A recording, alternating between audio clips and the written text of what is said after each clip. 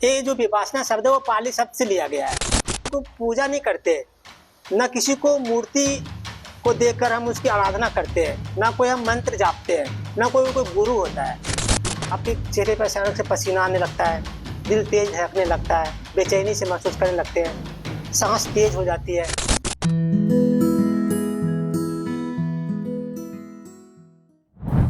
हमारे बीच श्री विजय कुमार जी आज हमारे साथ जुड़े हैं। सबसे पहले तो आपका बहुत बहुत धन्यवाद हमारे प्लेटफॉर्म पर। और आज हम के बारे में थोड़ा सा बताएं कि सेल्स कोच, बिजनेस कोच और take TECH take 3 wave LMS मतलब लर्निंग मैनेजमेंट सिस्टम ये चलाते हैं और इस प्रकार ये अपनी सर्विसेज देते हैं। तो सबसे पहले हम इनके शुरुआती दिनों के बारे में जानना चाहेंगे कि आपके शुरुआती दिनों में आपका अनुभव क्या रहा और अपनी जर्नी के बारे में बताइए। मेरा नाम विजय कुमार है और मैं अभी टेक W3 वेब एक सर्विस प्रोवाइडर प्लेटफॉर्म है जिसमें कि मैं सेल्स फोर्स, करियर ग्रोथ और टेक्निकल ग्रोथ लोगों को सिखाता हूं। जो मेरे लगभग 15 से 18 सालों का IT फील्ड का एक्सपीरियंस है। तो 15 से 18 साल में लगभग मल्टीनेशनल कंपनी में अलग अलग डिफरेंट कंपनी में काम किया है। अलग अलग प्रोजेक्ट पे अलग अलग क्लाइंट के साथ अलग अलग लोकेशन में मैंने काम किया है। तो जो मैंने इतने सालों में सीखा है, मैं अपने प्लेटफॉर्म टेक W3 वेब के माध्यम से मैं डेवलपर को हेल्प करता हूं करियर ग्रोथ में। जो भी वो चैलेंज उनको फेस होता है करियर ग्रोथ में, वो मैं उसको अपने एक्सपीरियंस के हिसाब से उसे हेल्प करता हूँ। विपासना कि हमारा जो YouTube चैनल है योग पर ही केंद्रित है ना। तो हम योग की जो सकारात्मक चीज़ें हैं लोगों के सामने लेकर के आते हैं। और विपासना के बारे में आपसे बहुत हमने सुना है आपके बारे में कि आप विपासना के बारे में अच्छा अध्ययन रखते हैं, रिसर्च करते हैं। तो हम ये जानना चाहते हैं कि आखिर विपासना है क्या।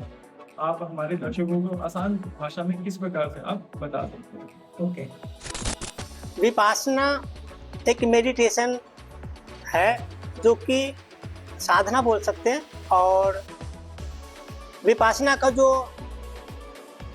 मतलब होता है वो एक पाली शब्द में, ये जो विपासना शब्द है वो पाली शब्द से लिया गया है।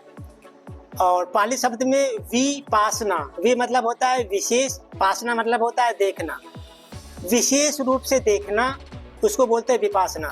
अब कई लोग क्वेश्चन करते हैं कि विशेष रूप से क्या देखें। विशेष रूप के देखने का मतलब है कि जो जैसा है उसको वैसा ही देखना, उसमें अपने तरीके से कुछ ऐड ऑन नहीं करना। देखना है दृष्टा भाव से देखना है और उसको प्रतिक्रिया नहीं करना है। अगर प्रतिक्रिया कर लिए तो वो विपासना नहीं है। तटस्थ भाव से, सजग चित्त से उसको सिर्फ देखना है और विशेष रूप से देखना है। अपने अंदर का जो सांस है, अपने अंदर की जो संवेदनाएं हैं उसी को देखना है। बाहर की जो दिख रहा है वो नहीं देखना है। अपने अंदर में जो फीलिंग हो रही है, जैसा महसूस कर रहे हैं, जो संवेदनाएं प्रकट हो रही है, उसको सिर्फ देखना है, तटस्थ भाव से देखना है, लेकिन समता भाव से, प्रतिक्रिया नहीं करना। बिल्कुल। आजकल क्या है, लोग काफ़ी परेशान रहते हैं। परेशान इन द सेंस ये है कि चीज़ें मेरे अकॉर्डिंग नहीं चल रही, वो मेरा बात कहना क्यों नहीं मानता, मेरा बेटा मेरा कहना क्यों नहीं मानता, मेरे पिता मेरा कहना क्यों नहीं मानते, माफ़ कीजिएगा, हमारी माता हमारे कहना क्यों नहीं मानती, हमारी बहन, हमारे घर के परिवार के लोग मेरा कहना क्यों नहीं मानते, ये चीज़ें मेरे अकॉर्डिंग क्यों नहीं है, ये मेरे लिए क्यों नहीं हुआ, मेरे साथ ही गलत क्यों होता है। तो ये सारी चीज़ें, जिस तरह के सारे प्रश्न हैं, और ये सारे प्रश्न लोगों के मन में आते हैं, लोगों को परेशान करते हैं, लोगों को डिमोटिवेट करते हैं। लेकिन जैसे आपने विपासना का जिक्र किया, विपासना से आपने हमें बताया कि हम जो चीज़ें जिस प्रकार की हैं आप उन्हें स्वीकार करो। बहुत इंपॉर्टेंट चीज़ है। जब हम किसी भी चीज़ को स्वीकार करते हैं, चाहे वो अच्छा हो या बुरा हो, जब हमने उन सब चीज़ों को स्वीकार किया, स्वीकार करने के बाद क्या करते हैं हम, स्वीकार करने के बाद जो हमारी पॉजिटिव एनर्जी है या हम चाहते हैं कि उसके अंदर जो चेंज लाना, तो सबसे पहले वो चीज़ हमें अपने अंदर लाना पड़ता है। जी। ठीक है। जब हम वो चीज़ें अपने अंदर लेकर के आए तो हम जब उसके साथ मधुर स्वभाव और मधुर भाव से बात करेंगे, चाहे थर्ड सेकंड पर्सन कोई भी हो, तो उसका कहीं ना कहीं इम्पैक्ट जाएगा। और जो हम उसके अंदर डेवलपमेंट, जो बदलाव देखना चाहते हैं, तो एक टाइम पे जरूर आएगा। तो इस पे आपका क्या कहना है? आपने बोला कि कई लोग गुस्सा, जो भी उनके अनुसार कुछ काम नहीं होती है तो वो उनके मन में एंजाइटी, गुस्सा, ऐसा कुछ आ जाता है। तो विपासना क्या सिखाता है, अगर दूसरे को चेंज करने की कोशिश करेंगे, लेट सपोज कि हमारा कोई मित्र है या हमारा कोई आसपास में रहने वाले हैं, उनकी जो विचारधारा है हमारे से मैच नहीं करता है, तो कुछ पल के लिए उस पर नाराजगी, गुस्सा, एंजाइटी वगैरह होता है। विपासना ये कहता है कि दूसरे को चेंज, कितने लोगों को चेंज करोगे। अगर आपके भाई से आपके विचार मैच नहीं कर रहा तो उस पर गुस्सा होगा, चलो आपकी बात आपके भाई मान लिया, फिर कोई दूसरा दोस्त आपसे नाराज होगा, वो आपकी बात मान लिया, कोई तीसरा लोग नाराज होगा, एक लोग मानेगा, दूसरे लोग आपसे नाराज होगा, दूसरे लोग मानेगा, तीसरे लोग, कितने लोग को अपने अनुसार आप ढालोगे। सबसे अच्छा तरीका है कि अपनी जो अपना जो इंटरनल ग्रोथ है, अपनी जो माइंड है, भगवान बुद्ध क्या कहते हैं, भगवान बुद्ध कहते हैं कि गुस्सा का मेन कारण होता है मन, जो विचलन होता है ना, उसको हमारा मन कंट्रोल में नहीं है। जिस दिन आप अपने मन को कंट्रोल में करना सीख गए, उस दिन से आपका मन निर्मल होने लगेगा। एक उनकी एक दुआ है गुरु जी का कि इस तरीके का है कि उसका इनका गौर क्या है कि देखो अपने आप को, समझो अपने आप, अपने को जाने बिना मिटे न भव संताप, है ना। देखो अपने आप को, समझो अपना आप, अपने को जाने बिना मिटे न भव संताप। जिस तरीके से गुस्सा, एंजाइटी, चिड़चिड़ापन दूसरे को देख करके उसको अपने अनुसार बनाने की कोशिश करोगे तो कभी नहीं बना पाओगे। अपने आप को देखो, अपने आप को समझो।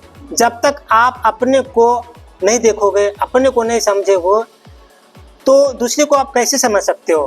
दूसरे को समझने से पहले अपने आप को देखो, और जब अपने आप को अच्छी तरीके से देखना सीख लिया, समझ लिया, उस दिन से आपका धीरे धीरे जो है ना मन निर्मल होता जाएगा। जो विकार है मन में ना, वो दूर हो जाएगा। और जितना ज़्यादा अपने आप को समझेंगे, इतनी ज़्यादा आपका मन निर्मल होगा। और जब मन निर्मल हो जाएगा तो आप खुद ही बिल्कुल शांत, मधुर भाव और बहुत अलग लेवल की कॉन्फिडेंस महसूस करेंगे। तो हमें ये समझना चाहिए इस चर्चा से कि हम जो जिस प्रकार का व्यक्ति है, जो जिस प्रकार की चीज़ें हैं, जो जिस प्रकार का फल है, जो जिस प्रकार की चीज़ें हैं, हमें उसको उसी प्रकार से स्वीकार करना चाहिए। ठीक है, स्वीकार भी इसी कंडीशन में करना चाहिए, काफ़ी पैरामीटर है कि वो आपके लिए किस प्रकार का हितकर है। वो आपको अपने लक्ष्य से विचलित तो नहीं कर रहा, वो आपके लिए टॉक्सिक तो नहीं है, वो आपके लिए बुरा तो नहीं है। आप उन्हें स्वीकार कर सकते हो, लेकिन उसका कंडीशन ये है कि आप उनसे थोड़ा सा दूरी बना कर रखें।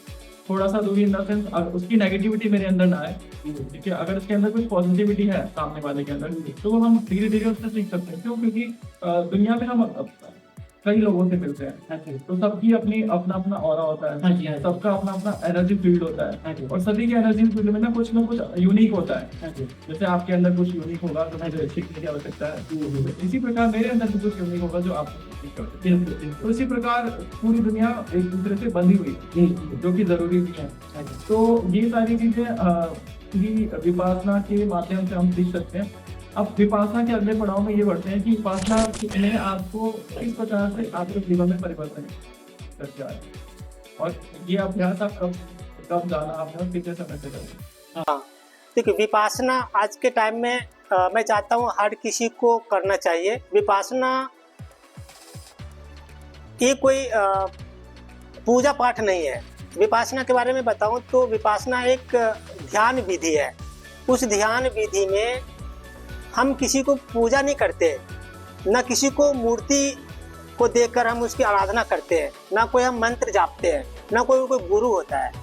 विपासना में जो विपासना की साधना है वो साइंटिफिक साधना है। वो हमारे सांसों के माध्यम से हमारे शरीर में जो संवेदनाएं प्रकट होती है उसको महसूस करने की साधना है।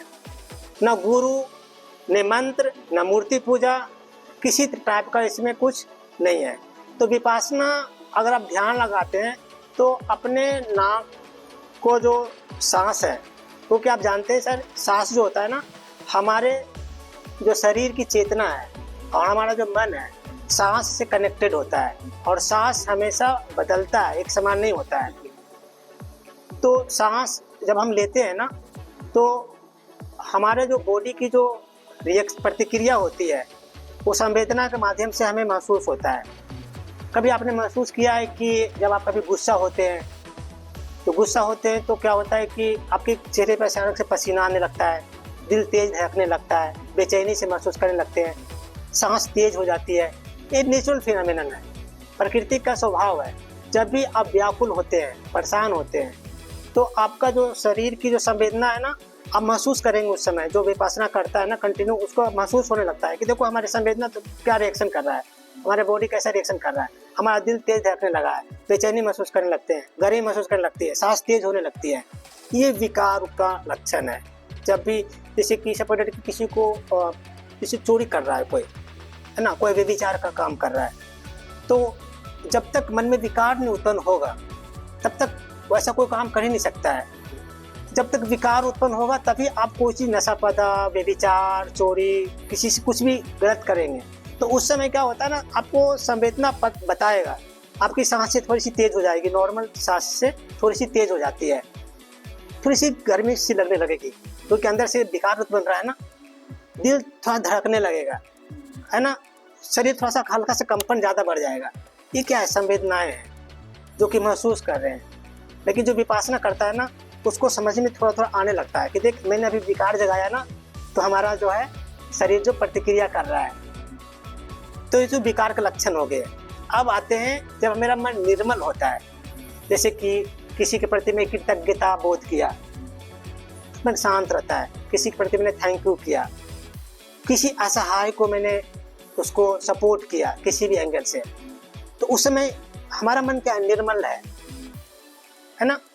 तो निर्मल केस में शरीर तो वही है, सांस तब भी चल रहा है, शरीर तो मेरा कुछ चेंज नहीं हुआ, सांस तो तब भी चल रहा है। लेकिन जैसे मैं किसी कृतज्ञता का बोध करता हूँ, किसी उपकार का, किसी थैंक यू का, समर्पण का, तो सांस जो देखेंगे बिल्कुल नॉर्मल हो रहा है, धीरे हो रहा है, और शरीर की जो संवेदनाएं है ना बिल्कुल शांत हो रहा है।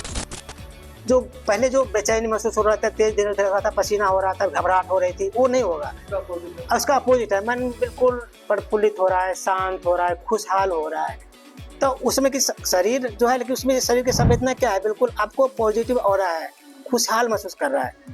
सांस पर ध्यान दोगे ना तो उसमें सांस बिल्कुल नॉर्मल शांत से महसूस करेगा, क्योंकि आपका मन उसमें निर्मल है। जब भी आपका मन निर्मल होता है तो आपका मन शांत, खुशहाल, खाली और स्वच्छ महसूस करते हैं। लेकिन जैसे मन में विकार उत्पन्न होता है, तो विकार उत्पन्न होते ही आपकी जो वाइब्रेशन है मन का, शरीर का, बॉडी का, सांसें तेज हो जाना, ऑटोमेटिकली तेज धड़कने लगना, गर्मी होना, बेचैनी होना, तो जब जब मन में विकार उत्पन्न करेंगे तब तक आप बेचैन हो जाएंगे। और जब जब मन में को निर्मल करेंगे, प्रकृति आपको उपकार देगी। प्रकृति कभी भी किसी के साथ दोहरा व्यवहार नहीं करती है, आपके मन और मस्तिष्क को देखती है। प्रकृति मतलब नेचर, भगवान, जो भी है, ब्रह्मांड, गॉड। गुरुजी बोलते हैं कि मन को जो है ना सबसे प्रमुख प्रधान है, और मन जो है ना हमारे शरीर से जुड़ा हुआ है, और शरीर और मन का जो ब्रिज है, वो ब्रिज जो है हमारे सांस के द्वारा जुड़ा हुआ है।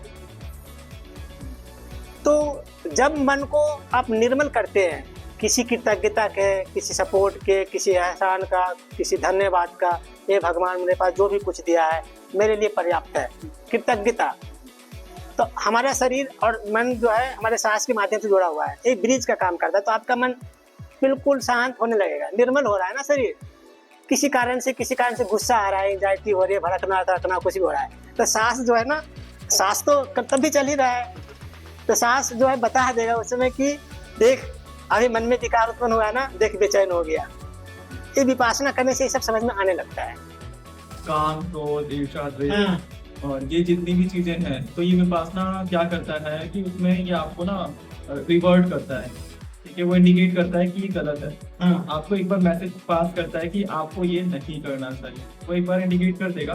बाकी जो हमारे अंदर दो तरह के सब कॉन्शियस सबकॉन्शियस माइंड है हमारे अंदर, वो अब जो हमारा कॉन्शियस माइंड है उसकी अधिकता बढ़ा देता है। जैसे आपने अभी कहा कि हम सेंसेशन को फील कर पाते हैं, संवेदनाओं को फील कर पाते हैं, और पॉजिटिव एनर्जी को फील कर पाते हैं, नेगेटिव एनर्जी को भी फील कर पाते हैं, और उसके अकॉर्डिंग हम अपने डिसीजन ले पाते हैं। ये आपने बहुत अच्छी चीजें बताई। अब हम आपसे ये जानना चाहते हैं कि आपने कब से चीजों को फॉलो किया है, और उसके बाद आपने अपने जीवन में क्या परिवर्तन देखा। विपासना मेडिटेशन अगर कोई सीखना चाहता है तो इसकी सेंटर बना हुआ है, पूरा इंडिया में बहुत जगह सेंटर बना हुआ है, और वर्ल्ड वाइड भी है, 200-250 से ऊपर इसकी सेंटर है।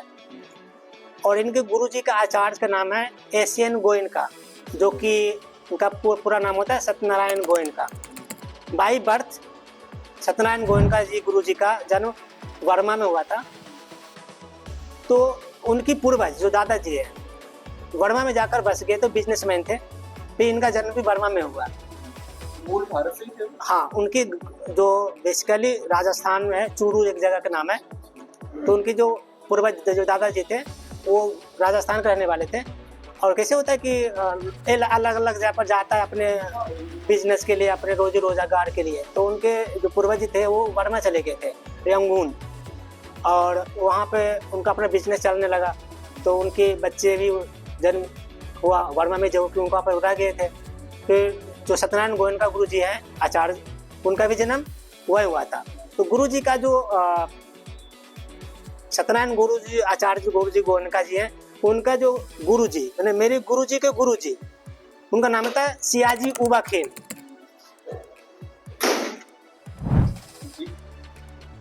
जो गुरु जी आचार्य श्री एशियन गोयनका जी है, उनके गुरु जी का नाम, जहाँ से उन्होंने विपासना सीखा, उनको गुरु जी का नाम है सियाजी उबा खेन। वो बर्मा में 14 साल तक 14 ईयर्स उनके आश्रम में रह करके उनकी छत्र छाया में अच्छे से सीखा। जब उनके माता पिता मतलब कि इंडिया आ गए, तो एक बार उनके माता जी बीमार पड़ गए, तो बर्मा सरकार से परमिशन लेकर करके इंडिया आए। तो जब आ रहे थे तो उनके गुरुजी ने बोला कि देखो, आपने यहाँ पे इतने सालों से सीखा है, 14 साल तक, मेरा आशीर्वाद आपका है कि आप इंडिया जाओ और विपासना को इंडिया में सिखाओ। अगर विपासना की बात करा जाए तो विपासना का स्टार्ट इंडिया में कब हुआ था? इसे विपासना जो ध्यान विधि है वो हजारों साल पहले की है, हजारों साल पहले की है। लेकिन आज से 2600 साल पहले जब महात्मा बुद्ध का समय हुआ करता था, तो महात्मा बुद्ध का जन्म तो आप जानते हैं कि राजा के बेटा थे वो, उनके वैभव की कमी नहीं थी, लेकिन उनको अंदर से कुछ कमी था। तो वो कुछ खोज करते हुए बाहर निकले। तो 27 साल की उम्र में वो घर से निकल गए थे, और अलग अलग जंगलों में, कंदराओं में, गुफाओं में वो मेडिटेशन किए, ध्यान किए। ज्ञान की प्राप्ति नहीं मिली। गया, जो बोध गया के नाम से जाना जाता है, पीपल के पेड़ के नीचे बैठे थे और उनकी ज्ञान की प्राप्ति हुई। तो 27 साल की उम्र में वो घर से बाहर निकले थे। 35 साल की उम्र था जब उनकी ज्ञान की प्राप्ति हुई थी, और 35 साल की उम्र से लेकर के 90 साल तक की उम्र तक वो ज्ञान बांटते रह गए, जो उन्होंने अपना अनुभव किया। तो सबसे पहले वो अपने दोस्तों को बताए थे कि विपासना के क्या अनुभव हुआ। तो जो विपासना का अनुभव उन्होंने बताया, वही विपासना गुरु शिष्य के परंपरा होते हुए वर्मा के ऋषि और जो थे गुरुजी, उनके माध्यम तक वहाँ तक पहुँचा। कोई अपने गुरुजी सीखे, वो अपने गुरु सीखे। उसमें क्या था कि शिष्य आचार्य जो था, शिष्य गुरु की परंपरा होते हुए वर्मा देश में वो जीवित रहा, लेकिन इंडिया से वो विलुप्त हो चुका था विपासना मेडिटेशन। जब गुरुजी आचार्य श्री एशियन गोयनका जी जब सीखे, जब इंडिया आ रहे थे, तो जो सियाजी उबा खेन जो उनके गुरुजी थे, उनको आशीर्वाद देते हैं और उनको एक आचार्य की पदवी देते हैं। पहले वो जैसे स्टूडेंट सीखते थे वहाँ, जब इंडिया आने लगे तो उनको आचार्य बनाए, और उन्होंने बताया कि मेरा आशीर्वाद है कि जाओ, तुम नहीं जा रहे हो, मैं आपके साथ अजय जा रहा हूँ, मान के चलो। और इंडिया में जा कर के जो इंडिया से विपासना विलुप्त हो गया है, उसको फिर से जागृत करना है, लोगों को सिखाना है। फिर वो शिविर अटेंड की, अपने घर के लोगों को पहले बैठाए, अपने आसपास के लोगों को बैठाए, उनको अच्छा लगा। तो धीरे धीरे कुछ दूर से लोग आने लगे, फिर 10 दिन के शिविर लगाए, इस तरीके से वो स्टार्ट हुआ। मेरा क्या था कि 2024 मई के महीना में मैं पटना गया हुआ था। तो मैंने विपासना का सबसे पहले मैंने एक ऑनलाइन कोर्स किया था, BA सार सर का, भूपेंद्र सिंह राठौर जिनका नाम है, उनका मैंने ऑनलाइन कोर्स किया था और उनका एक इवेंट अटेंड किया गया था। तो उनके मुंह से सुना था कि विपासना क्या होता है, तो मैं करता था विपासना, सोच रहा था विपासना करने के लिए। तो मैं घर गया हुआ था, तो मैंने देखा कि क्या पाटलिपुत्रा में है क्या, पटना में विपासना सेंटर है। तो मैंने ऑनलाइन सर्च किया तो विपासना सेंटर वहाँ पे अवेलेबल था। मैंने देखा कि सीट अवेलेबल है, तो मैंने देखा कि सीट भी अवेलेबल है, तो मैंने वहाँ से बुक कर लिया। अब दोस्तों मैं आपको बताना चाहूँगा कि अगर आप विपासना सेंटर जाना चाहते हैं तो अगर उसकी कोर्स अटेंड करना चाहते हैं तो क्या है कि आप डायरेक्ट कॉल करके नहीं बुक कर सकते अपनी सीट। उनका एक ऑनलाइन वेबसाइट है dhamma.org। dhamma.org पे जा करके आप ऑनलाइन बुकिंग होती है, जो भी डिटेल होते हैं, 2 पेज का डिटेल होते हैं, सब कुछ भर दीजिए, सबमिट करेंगे तो उनके पास जाता है। फिर वो अगर आप अप्रूव कर देते हैं, उनके पास राइट होता है रिजेक्ट करने का, अप्रूव करने का। अगर वो अप्रूव करेंगे तो आपके पास ईमेल नोटिफिकेशन आएगा और जिस डेट को, जिस शेड्यूल का जो भी टाइम पीरियड होता है, उस टाइम पीरियड में जाकर के उनके सेंटर पर ही अटेंड कर सकते हैं। तो इस तरीके से मैंने अलग अलग सेंटर में जाकर करके धम्मा का जो सेंटर है, धम्मा और का अलग अलग सेंटर में जाकर करके मैंने इनकी कोर्स अटेंड किया है। और अभी पिछले बार मैंने जो कोर्स किया था धर्मशाला जाकर के, वहाँ जो मैं धम्मा सर्वर बन के गया था। धम्मा सर्वर ये होता है कि अगर आप पुराने स्टूडेंट हैं, जैसे तो पुराने स्टूडेंट के अपेक्षा जो नया स्टूडेंट है, नए स्टूडेंट के अपेक्षा पुराने स्टूडेंट को अनुभव ज़्यादा होता है। तो पुराने स्टूडेंट जो है धम्मा सर्वर बन कर जा सकता है लोगों को, हाँ, सेवा के भाव से। तो मैं अभी धम्मा सर्वर भी गया था, धम्मा विपासना मेडिटेशन सेंटर गया था, धम्मा सर्वर बनकर भी गया था। तो मैं लगभग 4 बार कोर्स कर चुका हूँ सेंटर में जा कर के, और प्रत्येक दिन लगभग 30 से 40 मिनट में रोज़ मेडिटेशन करता हूँ, सुबह और शाम।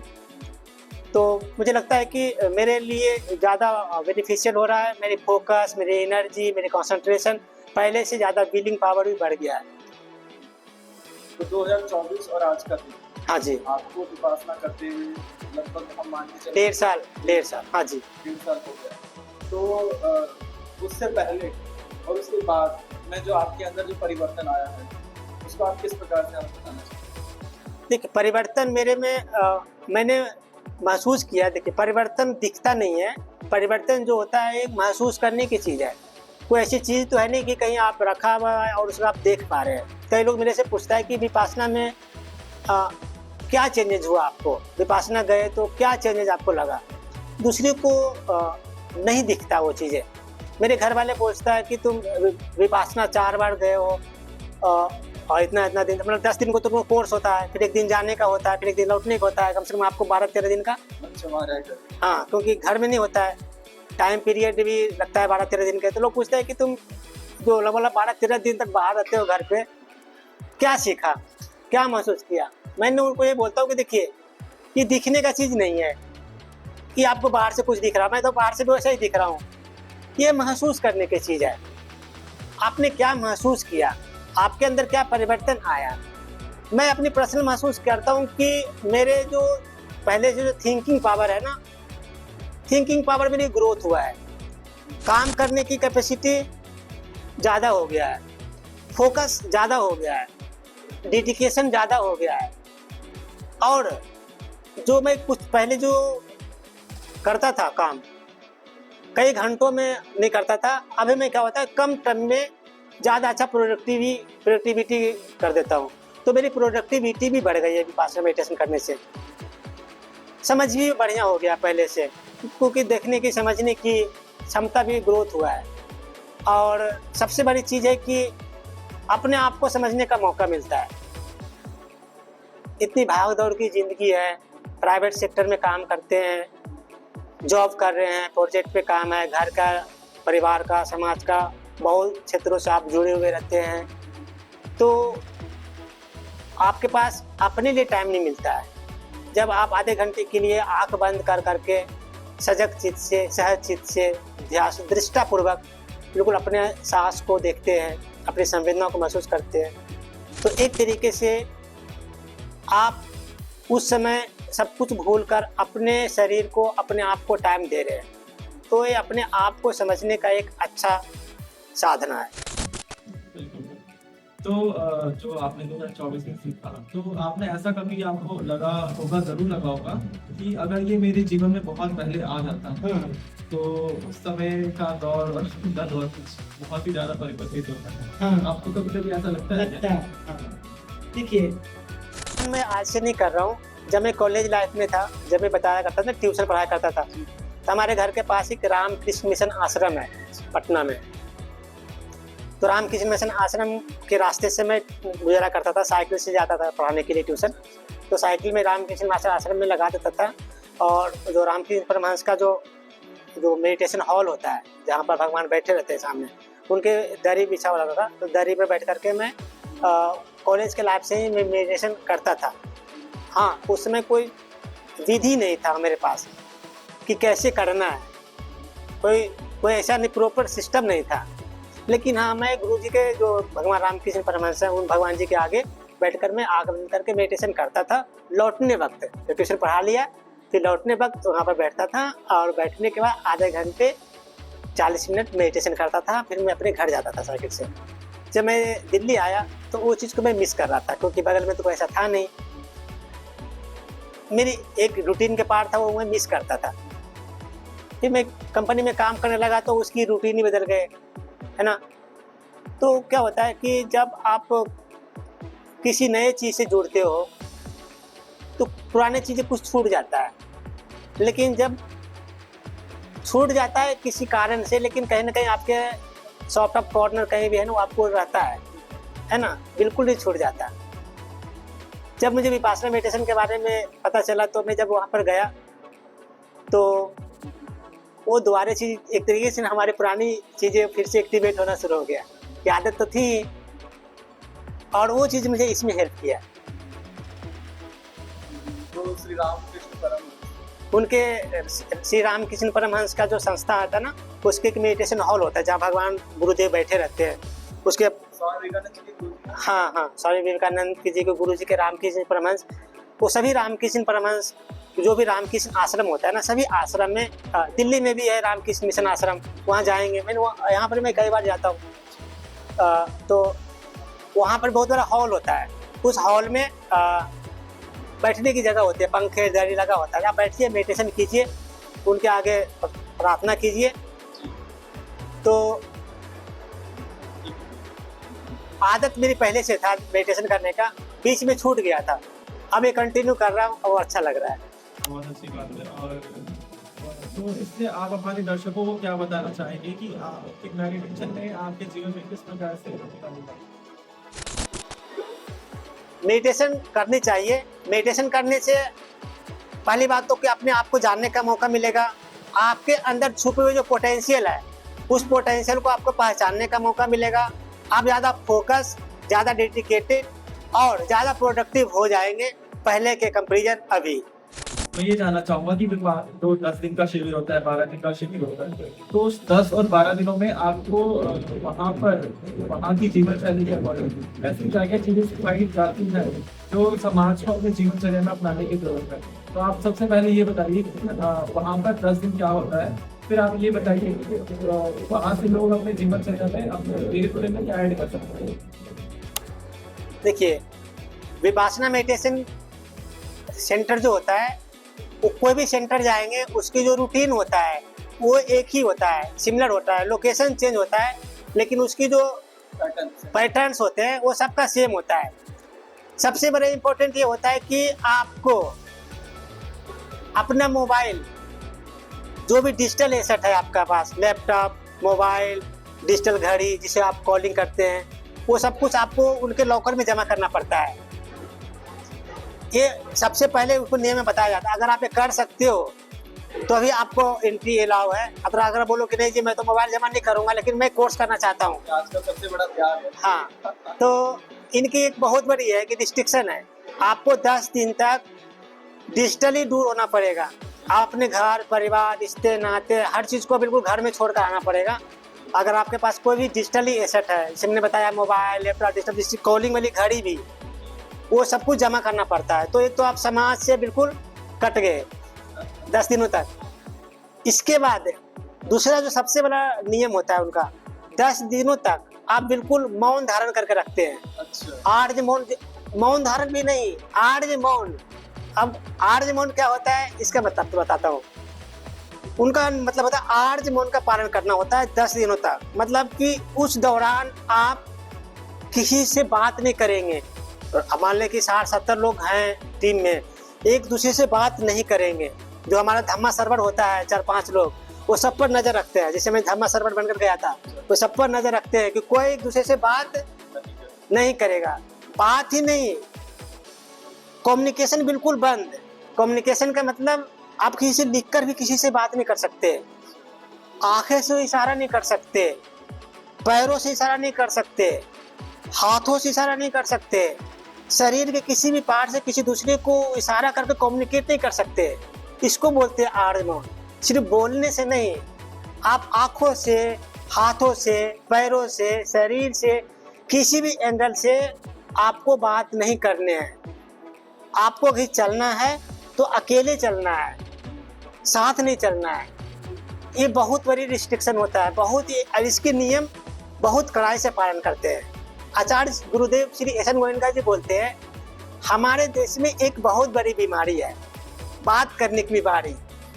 लोग बेवजह कुछ न कुछ बोलते रहते हैं, लेकिन विपासना मेडिटेशन में इस पर पाबंदी होता है। बात नहीं करना है। आपके पास कोई डिजिटल चीज़ है नहीं कि आप किसी से कॉलिंग कर सकते हैं, उसको पहले ही लॉकर में बंद कर दिए जाते हैं। तो 10 दिनों तक मौन धारण करना होता है। तो शुरुआत में 2-3 दिन तो होता है ना, बहुत डिफिकल्ट लगता है, क्योंकि आपको आदत है बार बार व्हाट्सएप चेक करने का, बार बार फेसबुक देखने का, तो बहुत डिफिकल्ट होता है। लेकिन 3 दिन के बाद धीरे धीरे आप आदत बनने लगता है। अब बात आती है कि विपासना में विधि क्या है। 10 दिन का कोर्स होता है। 10 दिन के कोर्स में जो पहले 3 दिन होता है उसको आना पाना बोलते हैं। अब आना पाना में क्या होता है कि बैठना है और डिस्चार्ज हो गया वो। आगे बैठना है। मतलब शांत से, सजग चित्त से, बिल्कुल निष्ठा भाव से बैठना है आपको। ठंडा हो गया शांत, है ना। बैठने के बाद 3 दिन तक क्या होता है कि, क्योंकि विपासना मेडिटेशन क्या है, सांसों, जिसे मैंने बताया कि चित्त और मन का जो बीज है सांस है, तो 3 दिन तक सांस पर ध्यान देना होता है। अब सांस पे क्या ध्यान दें, सांस तो नेचुरल चलता ही है। तो मेडिटेशन करने के टाइम में क्या होता है, हमारा सांस तो चलता ही रहता है, लेकिन कभी हम उस पर ध्यान नहीं देते हैं। उसमें सिखाया जाता है आना पाना, 3 दिन का मेडिटेशन होता है पहला। उसमें सांसों को ध्यान केंद्रित करने के लिए गुरु जी बोलते हैं। सांस का ध्यान कैसे लगाएं, आप शांत चित्त से, सजग चित्त से, निष्ठा भाव से आँख बंद करके बैठ जाए। उसके बाद आप अपने सांसों पर ध्यान दें, अपने मन जो है अपने मन को सांस पर लगाए। ध्यान दें कि जो मैं सांस ले रहा हूँ वो सांस किस नली से जा रही है, गई तो फिर किस नली से बाहर आ रही है। बिल्कुल सजग चित्त से उसे देखना है। हाँ, सांस को देखना है। फिर अगर जा रही है तो क्या छूते हुए जा रही है, कहाँ टकराते हुए जा रही है, आ रही है तो कहाँ छूटा छोड़ते हुए जा रही है। तो सांस को ध्यान से फोकस देखेंगे तो आपका मन बिल्कुल धीरे धीरे पहले से और शांत होने लगेगा, क्योंकि आपका फोकस क्या है, सांसों पर आ गया है। उसके बाद कहाँ आपके यहाँ पर गई तो फिर कहाँ टच हुई, किस छल्ले पर टकराई, कहाँ पर टच होते हुए निकली, सांस गई तो कैसा थी, जब निकली तो कैसा है। देखे होंगे कि आप ध्यान दिए होंगे, अगर ध्यान से देखेंगे ना, देखेंगे जो सांस हमारी गई है ना, वो जब निकलती है तो हल्की सी गर्म होकर निकलती है। इसका कारण ये है कि जो हम नॉर्मल सांस लेते हैं, वो सांस जब शरीर में जाती है ना, तो हमारे शरीर की टेम्परेचर और बाहर की टेम्परेचर थोड़ा ज़्यादा है। तो जब बाहर निकलता है तो क्या होता है कि हमारे बॉडी के टेम्परेचर से थोड़ी गर्म जाता है, हल्का से वो गर्म होकर निकलता है। बिल्कुल बिल्कुल। तो 3 दिन तक तो सिर्फ सांस को देखना होता है, कि सांस को देखना होता है, सांस को महसूस करना होता है। 3 दिन के बाद गुरुजी विपासना सिखाते हैं। के बाद 3 दिन के बाद चौथे दिन, जब हम अवेयर हो जाते हैं। हाँ, क्योंकि थोड़ी सी शुरुआत में सिखा देंगे तो हमारे जो है ना 3 दिन के बाद आपको थोड़ा पता भी लगने लगेगा कि संवेदना क्या हो रही है, बिल्कुल बिल्कुल,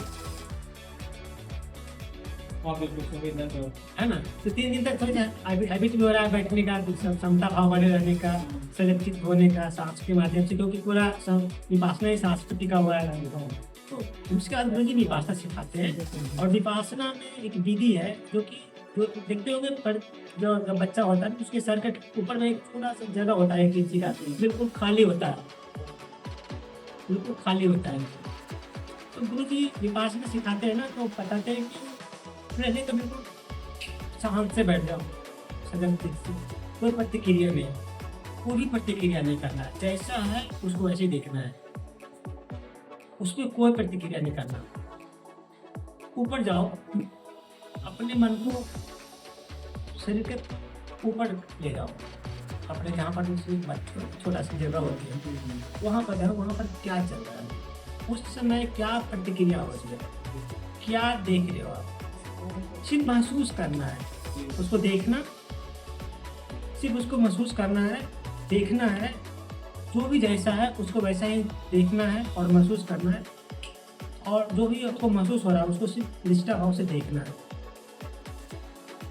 अगर कुछ भी हो रही है, गर्माहट से महसूस हो रहा है, जो भी जैसा महसूस हो रहा है उसको सिर्फ देखना है। फिर धीरे धीरे अपने मन को अपने चेहरे पर लाना है, अपने चेहरे पे देखना है, अपने नाक को, आँख को, कान को, गला को, मुंह को, हर जगह को अपने मन को ले जाना है। और मन को ले जाने के बाद अपने मन को, अपने शरीर को अनुभव करना है, देखना है कि कैसा लग रहा है, अभी क्या चल रहा है। उसके बाद उसको धीरे धीरे आगे गले की तरफ, गले में ले जाना है, गले में क्या चल रहा है। उसके बाद हमारी छाती पे क्या चल रहा है देखना है, मन की आंखों से देखना है। फिर पूरे शरीर को देखना है, आगे का नाभि सब कुछ देखना है, फिर कमर को देखना है, पैर को देखना है, घुटने को देखना है, पैर को देखना है, तलवे को देखना है, उंगली को देखना है। फिर पीछे की बात, गर्दन के भाव को, जो आती है उसकी देखना है, पीछे देखना है, part by part each and everything अपने सजग चित्त से, तटस्थ भाव से, निष्ठा भाव से, समता भरे भाव से देखना है और उसको महसूस करना है। लेकिन सामने प्रतिक्रिया नहीं करना। प्रतिक्रिया मतलब कि अगर आपको खुजली हो रही है तो प्रतिक्रिया नहीं करना, मुझे क्यों खुजली हो रही है, मुझे पसंद नहीं है ना, तो ऐसा नहीं, प्रतिक्रिया नहीं करना। अगर आपको अच्छा महसूस हो रहा है तो भी उसको समता रखना है। अगर आपको बुरा महसूस हो रहा है, कोई प्रतिक्रिया ऐसी होती है कि अच्छा लगता है, कभी कुछ समझना बुरा भी लगता है ना, हर चीज़ सुखद तो नहीं लगता ना। तो अगर आपके शरीर पे कोई सुखद महसूस हो रहा है तो उसको समता भरे भाव में रखना है। अगर आपको मन में कोई दुखद महसूस हो रहा है तो भी समता भरे भाव में रखना है, हमें रिएक्शन नहीं करना है। तो समता भरे भाव में बने रहना है, और जितनी ज़्यादा आप समता भरे भाव में बने रहेंगे उतनी ज़्यादा आपके जो साधना पुष्ट होते जाएगी। तो विपासना मेडिटेशन यही है। गुरु जी एक दोहा बोलते हैं विपासना में, सांस के ऊपर है। सांस देखते देखते सत्य प्रकटता जाए, सत्य देखते देखते परम सत्य दिख जाए। गुरु जी बोलना चाहते हैं, सांस देखते देखते सत्य प्रकटता जाए। सत्य क्या प्रकट होगा? सत्य कोई बाहर की चीज तो है नहीं। अगर आप सांस देख रहे हो तो अपने सांस देख रहे हो, अपने सांस देख रहे हो तो सांस देखते देखते सत्य प्रकटता जाए। सत्य क्या प्रकट होगा? सत्य मतलब कि अगर मैं सांस देख रहा हूँ तो हमारे मन की जो संवेदनाएं हैं, शरीर की जो संवेदनाएं हैं, संवेदना दो टाइप की होती है, सूक्ष्म संवेदना और सूक्ष्म संवेदना। तो सूक्ष्म और सूक्ष्म दोनों टाइप की संवेदना प्रकट होती है। कई जो साधक है उसको सूक्ष्म और सूक्ष्म में अंतर नहीं समझ आता है। मैं बताना चाहूँगा, सूक्ष्म मतलब ये होता है कि जब भी आप ध्यान लगाने के लिए बैठते हैं ना, हाँ, तो पैर बिल्कुल मुड़ा हुआ, पालथी मार करके, फुल स्थिर। हाँ स्थिर, तो पैर हम बिल्कुल मोड़ के बैठ गए, शांत है शरीर, आंख बंद है, सजगचित है, तो 10 से 15 मिनट तक तो बिल्कुल इजीली बैठ जाएंगे। 15-20 मिनट के बाद अगर आपको आदत नहीं बैठने की, पहली बार आपने मेडिटेशन करने के लिए गए, तो उसमें क्या होता है कि आपके पैर में दर्द बढ़ेगा, घुटने में दर्द होगा, कमर में दर्द होगा, सब भारी हो जाएगा। तो इसको बोलते हैं सूक्ष्म संवेदना। तो नए नए साधक सबसे ज़्यादा इसमें उग जाते हैं, उनकी साधना बढ़िया से हो नहीं पाती है। 10 मिनट के बाद वो अभी उनको ध्यान लगा है नहीं कि पैर डालना, हाँ, स्थिर बैठना, स्थिर ही नहीं बैठ पाते क्योंकि आदत नहीं हो। सूक्ष्म संवेदना की अगर आपको सूक्ष्म संवेदना धीरे धीरे कंप्लीट खत्म हो गया तो सूक्ष्म संवेदना ये महसूस होती है। जैसा कभी कभी शरीर में सिहराहट सी होती है, फड़कना, कभी कभी हल्का सा कंपन, सिहराहट सी, कुछ भी ऐसा अंदर की जो बॉडी में छोटी छोटी होती है उसको सेंसेशन आती है, उसको सूक्ष्म संवेदना बोलते हैं। तो सूक्ष्म संवेदना तभी महसूस होता है जब आपको सूक्ष्म संवेदना से आप ऊपर निकलोगे।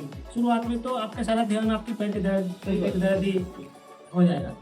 तो सांस देखते देखते सत्य प्रकटता जाए, सत्य देखते देखते परम सत्य दिख जाए। जब सांस देखोगे तो हमारे शरीर की जो संवेदनाएं हैं धीरे धीरे पता चलने लगेगा। अब हमारे शरीर में सुख है, दुख है, जो भी है, हमारे शरीर की मन की स्थिति तो है ही है, सारी चीज़ें है ना, हमारा स्टेट ऑफ माइंड तो है सारी चीज़ें।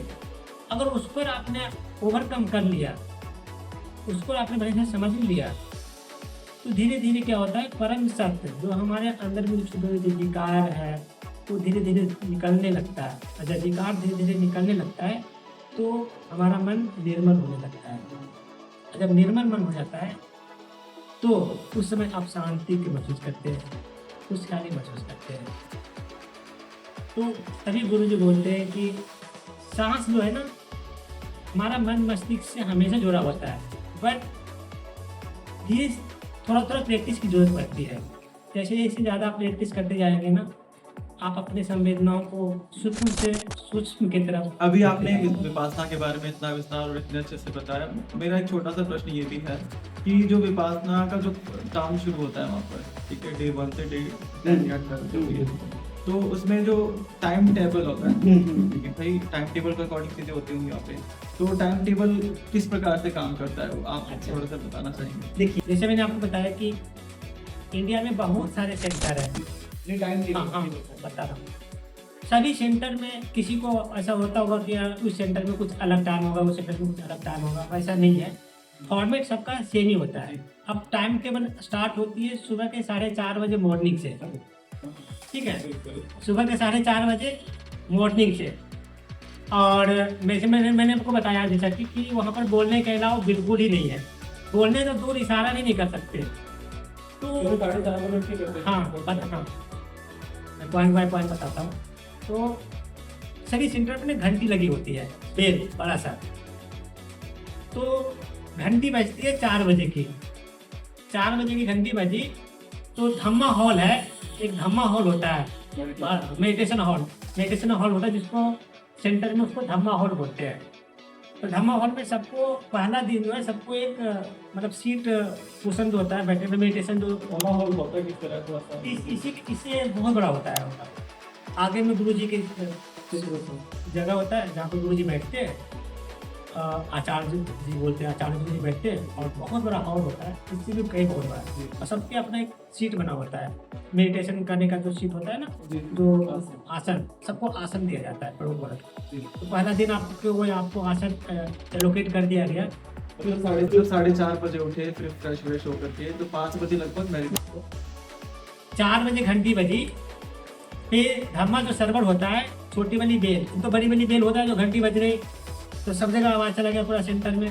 फिर एक धम्मा सर्वर होते हैं, जब मैंने पिछले बार धम्मा सर्वर करके गया, तो छोटी वाली घंटी जो पूजा में नहीं होते, उसको पकड़ करके, और रेसिडेंशियल जहाँ पर रेसिडेंशियल एरिया होता है, सबके दरवाजे पर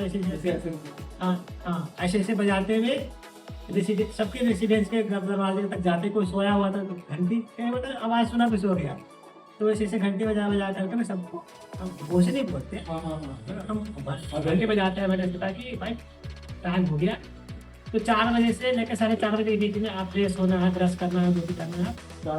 हाँ, फिर 4:30 बजे मेडिटेशन हॉल में जाना है। 4:30 बजे से लेकर के 6:30 बजे तक है आपको आसन पे अपने जो भी मेरा आसन करना है, साधना करना है। 6:30 बजे नाश्ता के लिए घंटे साधना में क्या केवल मेडिटेशन में बैठ जाती है, कुछ योगा का अभ्यास भी करते हैं? मेडिटेशन करना है। केवल meditation। जैसे मेडिटेशन में आपको बिल्कुल शांत से बैठकर अलग चीज से आपकी सांसों के माध्यम से अपनी संवेदनाओं को महसूस करना है। तो वहाँ पर आपको बताएं। उसके बाद क्या होता है कि 6:30 बजे तक आपने अपना देखा, अपनी फीलिंग, अपने कोई उसको बताने वाला कोई गुरु नहीं होता है। स्टार्टिंग में आपको बताया था कि विपासना साधना में कोई गुरु, कोई मंत्र, कोई मंदिर, कोई मूर्ति, कुछ भी पूजा होती है, किसी को करते नहीं है। अगर कोई मंत्र जाप करेंगे, मूर्ति की पूजा करेंगे, वो गुरु की पूजा करेंगे, तब तो किसी की पर्सनल हो गया, किसी एक बंध गए, किसी एक धर्म और किसी एक संप्रदाय में बंध गए।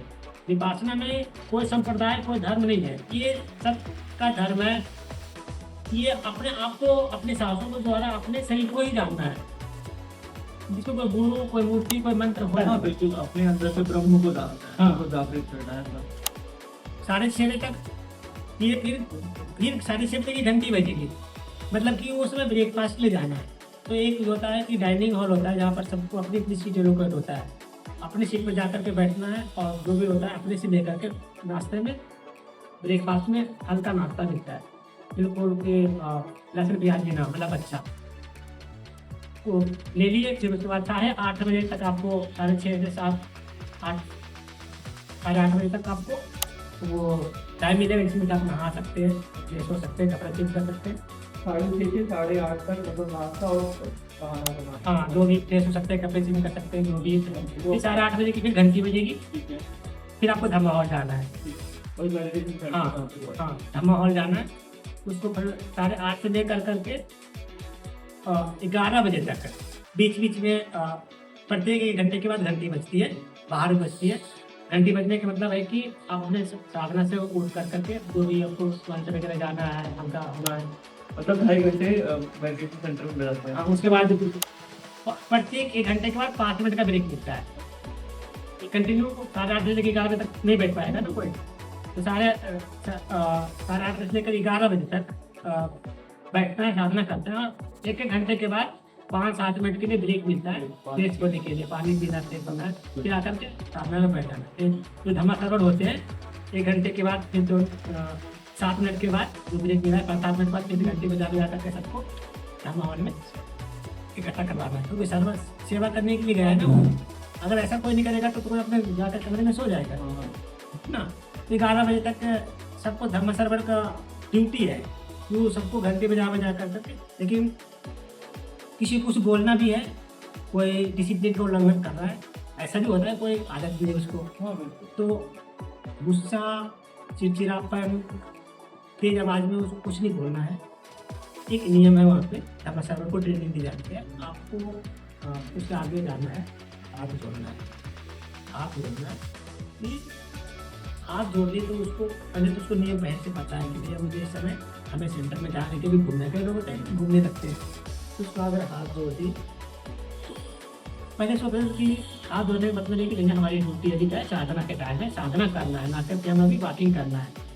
फिर भी अगर वो नहीं मान रहा है तो रिक्वेस्ट करना है, प्लीज साधना में हमें उसको फोर्स नहीं करना है, क्योंकि हम वहाँ पर हम ऐसे हम सेवा करने के भाव पे हैं, तो सेवा कर रहे हैं, तो वो इस तरीके से सर्वर हमें हेल्प करता है। 11 बजे तक मेडिटेशन होगा, फिर उसके बाद लंच होता है। उसमें आपको लंच 11 बजे 11 बजे से लेकर के 11:30 12 बजे तक लंच होता है। उसके बाद उसमें रोटी, चावल, दाल, सलाद, बिल्कुल प्रॉपर खाना, जो भी प्रॉपर खाना होता है, हर चीज़ मिलेगा आपको। उसके बाद खाना खाने के बाद फिर अपने जिसको वॉकिंग करना है वॉकिंग करेगा, रेस्ट करना है रेस्ट करेगा। 1 बजे तक, 12:30 से 1 बजे तक नहीं 11 से 1 बजे तक, अब 15 मिनट में लंच कर लिया, आधे घंटे में लंच कर लिया, मतलब 11 बजे से लेकर 1 बजे तक का वो ब्रेक मिलता है ना।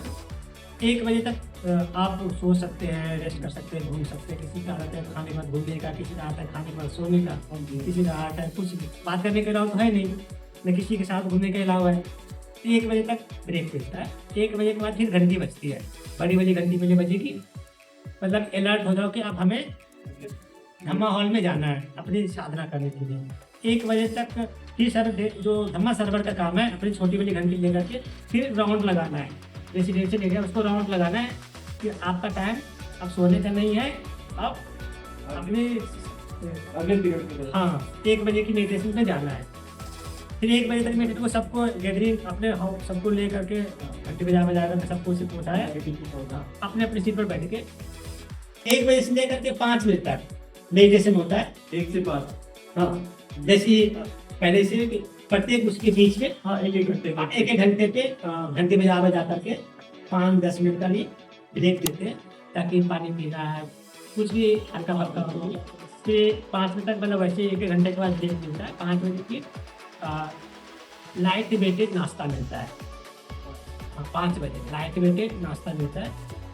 उसमें लाइट वेटेड में आपको जैसे मुरमुरा हो गया, चाय हो गया, है ना, मतलब ऐसा नहीं कि 11 बजे से रोटी चावल दाल वैसा नहीं, कुछ हल्का पका है। जैसे दलिया हो गया, ढोकले हो गए, कुछ भी ढोकला, दलिया, मुरमुरा, नमकीन लाइट वेटेड मिलता है।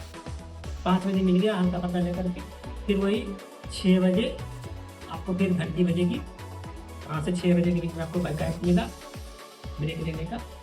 6 बजे घंटी बजेगी और 6 बजे के बाद कंटिन्यू 7:30 बजे तक साधना करना है।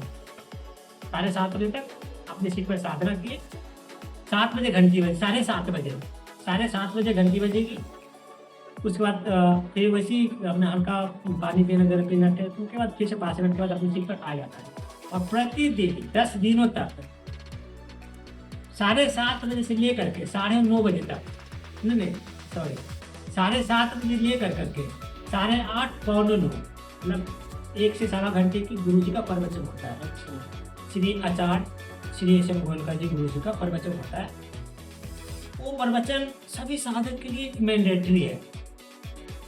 गुरु जी हो या सीनियर हो, कोई भी हो, पुराने स्टूडेंट हो, न्यू स्टूडेंट हो, सबके लिए मैंडेटरी है। वो जो प्रवचन होता है ना, वो उसका सार है विपासना का। गुरु जी आपको विपासना से रिलेटेड जो भी आपके मन में जो क्वेश्चन है, जो भी मन में ख्याल है, जो भी मन में आपके मन में कुछ भी विचार चल रहा हो, उनकी प्रवचन सुन के आपके सारे क्वेश्चन का जवाब मिल जाएगा। तो ऑडियो रिकॉर्डेड होता है। गुरु जी से गोलकर गुरु जी तो आप दुनिया में नहीं रहे, लेकिन उनको ऑडियो फॉर्मेट में, ऑडियो नहीं वीडियो फॉर्मेट में है। वीडियो फॉर्मेट में उनकी दिखाया जाता है, होता है ना, हाँ बड़ी स्क्रीन में फिर तो उसमें आपको सारे क्वेश्चन का जवाब मिल जाएगा, क्योंकि सारा विपासना का सार वो सिखाते हैं। और फिर उसके बाद 7:30 से लेकर के पौने 9 बजे तक वो चलता है कंटिन्यू। उसके बाद घंटी बजेगी, फिर पानी उनी पी करके 15 मिनट फिर से होता है, फिर 9 बजे तक चलता है। 9 बजे के लिए गुरु जी बोल देते हैं विश्राम करें। तो इसकी रूटीन क्या ऐसा स्टार्ट हुआ था, सुबह के 4 बजे 9 बजे विश्राम, हाँ 9 बजे गुरु जी बोल देते हैं विश्राम करें, मतलब हाँ सुबह 4 बजे घंटी बजते, 4:30 बजे आपको धम्मा हॉल में आना है। तो सुबह 4:30 से लेकर करके और रात को 9 बजे तक ये प्रॉपर रूटीन होता है। इसमें फिजिकल एक्टिविटी कुछ करते हैं क्या? नहीं, इस सेंटर में किसी भी टाइप के फिजिकल एक्टिविटी करना बिल्कुल ही रिस्ट्रिक्टेड है। बिल्कुल रिस्ट्रिक्टेड नहीं, बिल्कुल कड़ाई से पालन करते हैं। जैसे किसी को मन कर रहा है कि एक्सरसाइज करना, किसी को मन कर रहा है दौड़ करना, किसी को मन कर रहा है जॉगिंग करना, बिल्कुल रिस्ट्रिक्शन है। आप सिर्फ वॉकिंग कर सकते हैं, वॉकिंग कर सकते हैं, उस पर भी वॉकिंग एलोन, ना कि किसी के साथ। तो हाँ फिजिकल एक्टिविटी करना मना है, सिर्फ वॉकिंग कर सकते हैं, वो भी अकेला। और आर्जमान तो बहुत ही मैंडेटरी है, बात नहीं करना, कम्युनिकेशन नहीं करना, लिखकर, बोलकर, पढ़कर, देखकर, समझकर, हाथों से, आंखों से, किसी चीज से इशारा नहीं।